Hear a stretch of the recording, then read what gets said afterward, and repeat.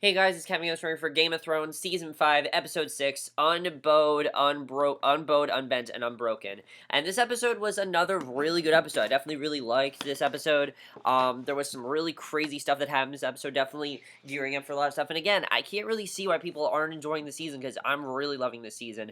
The ending episode had a truly devastating sequence, but let's get into this episode because it was amazing as usual, and there was a lot to talk about. So at the House of Black and White, Arya washes and grooms a corpse, and other acolytes come and take it away, leaving the door ajar behind them, and Arya approaches the door. When the waif closes and locks it on her, Arya demands to know what happens to the body, because that's something that I think we all were wondering, is what exactly was going to happen to this body. The waif tells her she's not ready to know what's happening to this body, and I'm just thinking, you have no idea who Arya is. Like, you have no idea how much of a badass she is. You have no idea how much, she will fight people. You don't know any of that. And Arya wants to know when she can play the game, and the waif tells her she's played and failed several times, and the waif asks who Arya is, and Arya says no one, and the waif just smirks, and Arya asks who the waif is, and she tells this story of how she's the daughter of the noble from Westeros, and then she asks Arya if she can tell if it was truth or a lie, and Arya can't really tell. So Jaquin wakes Arya at night and asks who she is, and Arya tells him her whole story, which I thought was really interesting. I'm just thinking, Arya, this could end up really badly for you, because who knows if Jaquin is good or bad. Like, I was thinking maybe some of this was going to turn out horribly for her, but Jaquin just accuses her of lying and swats her, and, he doesn't think any of her story is true. He thinks it's complete bullshit, and Arya says she's not playing the game anymore, and Jaquin tells her that they are always playing, and I thought that was really interesting that he said that. So Jorah and Tyrion squabble over their travels, and Jorah and Tyrion, I have to say, was the thing I was most looking forward to this episode, because Jorah's cliffhanger I really loved last week. I thought it was a really well done cliffhanger. I was really interested in seeing what was going to happen in this episode. Basically, Jorah finally asks Tyrion why Tyrion is in Essos, and I like what Tyrion tells him, because we actually get to see a lot of bonding between these two. Tyrion tells him that how he killed Tywin, and Tyrion tells Jorah about how he met Jeor Mormont at the wall, and without realizes that he's the first to tell Jorah, break the news about Jeor's death, because of course Jorah didn't know about this, and you really see Jorah be really upset about it. I really like the bonding between these two, and I like seeing Tyrion feel very bad for Jorah. I thought that was really well done. I definitely really enjoyed that. So Arya's scrubbing floors of the House of Black and White when a man carries a sickly girl inside and places her down. The man approaches Arya, greets her with Valir Morghulis, which of course again means all men must die, and he tells her how the girl is suffering. And now we realize what that girl was, how he's been to every healer and no one can help her, and he just wants her suffering to end, and basically she has to kill her. Arya sits by the girl, tells her not to be afraid, and I thought that basically what was going to happen was that Arya was going to be forced to kill her, but that's not what happens, because she tells her this story about how she used to be a sickly girl, and her father brought her to the House of Black and White, and the water there healed her, and it can do the same to this girl. Now, and I like seeing Arya bond with this girl, something I like seeing. And after Arya tends to this girl's body, Jaquin brings Arya deeper into the house. He shows her a massive chamber where the face of the dead have been cured for use as disguise of the faceless men, and Jaquin says a girl is not ready to be no one, but she's ready to be someone else. And I thought that was really well done what he said there. I mean, I think what he's trying to say is that while Arya may be someone else, she's about to change into someone else, which you can definitely see Arya changing. She definitely has changed throughout this season. I can definitely see her changing dramatically throughout this season. I can definitely see that happening. So Tyrion asks Jorah why he's so dedicated to Daenerys when his family fought against the Targaryens in Robert's Rebellion, which honestly I think is a good question that he asked this. And I like what Jorah tells him, that he used to be a cynic before he saw Daenerys walk out of the fire with her baby dragons, and Tyrion questions whether or not Daenerys should rule Westeros, but Jorah takes him and dies behind a rock. He's not going to answer this question. He sees this pirate ship and dies behind a rock, but they're captured by the pirates, and the pirates debate what to do with him. They decide to hang on to Tyrion until they find somewhere to sell, basically sell his dick, and Tyrion convinces them to bring Jorah to fight in the pits in Meereen. That's basically what they plan on doing. So basically, we then see Littlefinger arrives back at King's Landing and is greeted by Brother Lancel and the Sparrows. And I thought it was cool that Littlefinger was back, but why isn't Sansa back? Obviously, because Sansa's getting married, which actually does take place in this episode, which I will talk about. But basically, he's greeted by Brother Lancel and the Sparrows, and they warn him that things have drastically changed in the city, and things got tense, definitely. It's been a while since Littlefinger's been back, so he doesn't know half the shit that's happened, and Lancel eventually does let him pass, and Littlefinger questions the wisdom of arresting Loras Tyrell. Because, of course, they arrested Loras because he was gay, and, they trade barbs about each other's choice of companions, and Cersei asks if the Vale will come to the aid of the crown, and Littlefinger assures that Lord Robin heeds his advice to remain loyal to the crown, and Littlefinger tells her that he's learned of Sansa, alive and well at Winterfell, and set to marry Ramsey Bolton, and Cersei sees it as a betrayal and is prepared to take action, really wants to do something about this. But I like that Littlefinger counsels her to allow Sansa to march on Winterfell first and then follow up quickly after. Because I really thought someone was going to stop this wedding. That's what I thought was going to happen, is that basically someone was going to end up stopping this wedding. And he tells her to ready Kevon or Jaime, but they are both unavailable because, of course, Jaime's out looking for Myrcella, and Kevon's just not available. And he offers the soldiers of the Vale, and Cersei's very skeptical about this, but Littlefinger asks to only be named Warden of the North. He promises Sansa's head on a spike, and that's basically what he plans. So Trystane puts a flower in Myrcella's hair and tells her that he's going to ask for them to be married tomorrow, but she questions his motive. She's not really sure if they can do this, but Trystane silences her with a kiss, and it seems like he was about to have sex with her. Myrcella says they can't yet, but he says they're betrothed, so it's okay for them to walk the gardens together, and Doran remarks, I thought that was a good scene overall. I definitely enjoy this overall. I like seeing that they can't really be together, but Trystane doesn't really care. Myrcella seems a lot more concerned, because then we see Doran remarks to Arrow Hota that the two make a good but dangerous couple, and tells Arrow they must protect them. So I feel like what they're going to do is they're going to try to get these two to not be together, but I guess we'll have to see what happens there. So Bronn sings, and he and Jaime travel through Dorne disguised as Dornishmen, and they see the water gardens at the distance, and Ellaria Sand meets with the Sand Snakes. And, of course, she wants to get revenge for what happened to, what happened to Oberyn. She still wants to get revenge on that.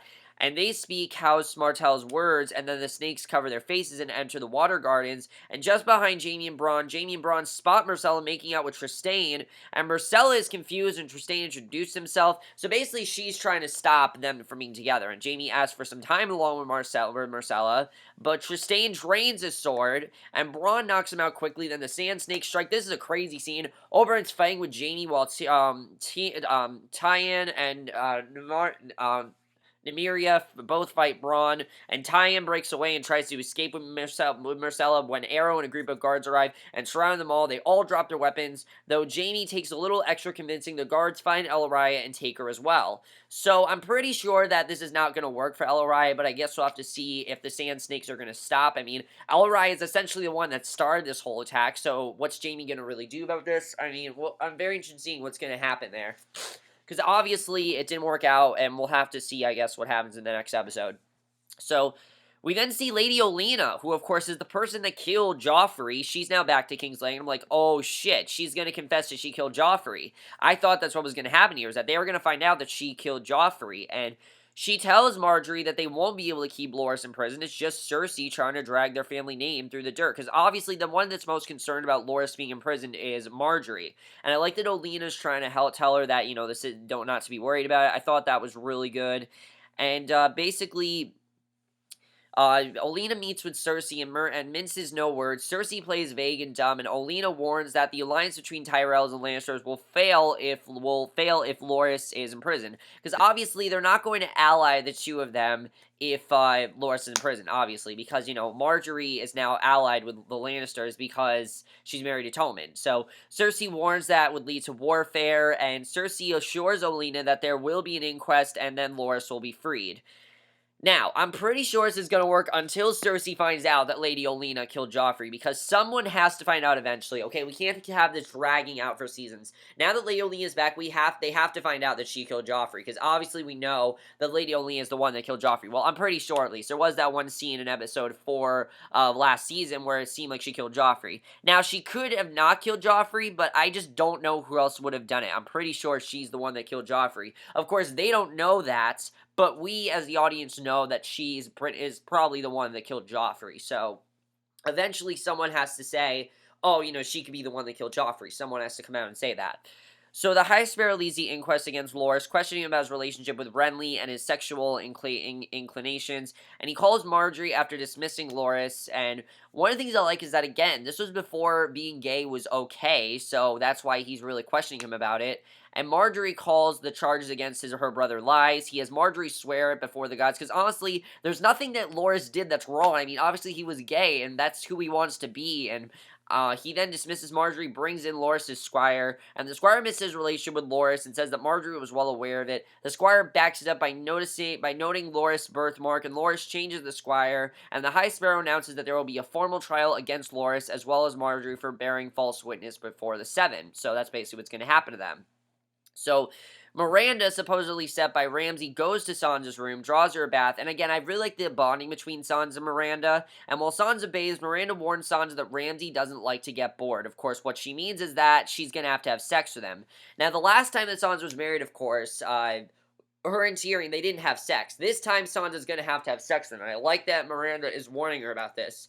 And she suggests that Sansa doesn't want to end up like the others, and tells Sansa about Ramsey's past affairs and their grisly ends. And Sansa turns their conversation around, and Sansa, wants to talk about asking Miranda how long she's loved Ramsey, because she thinks that Miranda pretty much loves Ramsey. She reminds Miranda that she is Sansa Stark of Winterfell, and that she will not be frightened in her own home, and that she's not going to be scared of Ramsey.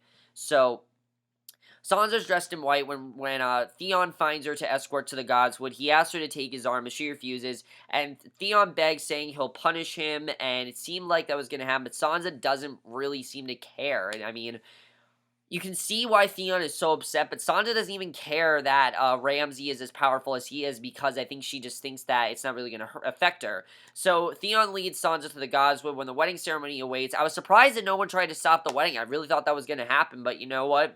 For once, we're going to have a wedding happen. So, as the ceremony begins, Miranda watches with tears in her eyes, and Theon chokes out the words he's forced to speak. Theon of House Greyjoy reminds himself that he was Ned Stark's ward, and Sansa basically takes Ramsey as her husband. They go to the bedroom afterwards to basically consummate their marriage, and Ramsey wonders why Sansa's still a virgin after being married to Tyrion. And I like that she told him the truth here. I like she told him that, she never let Tyrion touch her. Tyrion didn't want to. If you remember, it wasn't that Sansa, said to Tyrion, no, Tyrion didn't even want to. He agreed that they shouldn't, and I like that they agreed to that. That was actually one of my favorite parts of Season 3, is that they agreed to not have sex, because that's one of the reasons I love Tyrion so much, because he didn't have sex with Sansa, even though they could have, and I like seeing that. So Ramsey says they should be honest with each other. He kissed her and immediately tells her to take off her clothes, and I thought that he was going to be, more warning about this, but I mean, after what he did to Theon, I really don't, forgive him for what he did, and this just made me hate Ramsey even more. Theon turns to leave. Ramsey wants him to just stay and watch because they have to consummate their marriage somehow, and I'm just thinking, well, if you wanted Theon to watch, why didn't you just have someone consummate your marriage? Like, that's what they did back then. You had a whole crowd, like, watch you have sex. Why didn't you just do that? And I don't know why Ramsey didn't just think this out sooner, but there was, like, barely anyone at the wedding. So Sansa begins to undress as Theon closes and locks the door. He tears the back of Sansa's dress, lays her forward on the bed, and he watches as basically she gets raped because she had no other choice, and, you see the tear on Theon's face. You see how upset he is. He tried to warn Sansa, but now it's too late, and Sansa is now having sex, basically being raped by Ramsey, and that's how the episode ends. So, not a lot happened this episode, but a lot did happen this episode, definitely. I thought this was a fantastic episode, definitely. There's a lot to talk about. First of all, Sansa, I definitely feel like she's going to try to get out of this marriage with Ramsey, like, immediately. She just has to try, obviously. I think Theon's going to try to get out of it because, obviously, what Ramsey's doing, he's now controlling her, and I don't think Sansa's going to let him do that. I think that, I think Sansa knows how dangerous Ramsey really is. We'll have to see what happens there, though. I really hope that she tries to get out of this marriage with Ramsey. I hope she's successful with that, but I guess we'll have to see what happens there. I'm very interested in seeing what's going to happen between Sansa and Ramsey. That's going to be interesting to see, definitely. Let's talk about Miranda. What's going to happen with Miranda and Ramsey? Definitely Miranda and Ramsey. They're going to stay together, and I really hope that Miranda maybe also helps out Sansa. I guess we'll have to see that as well.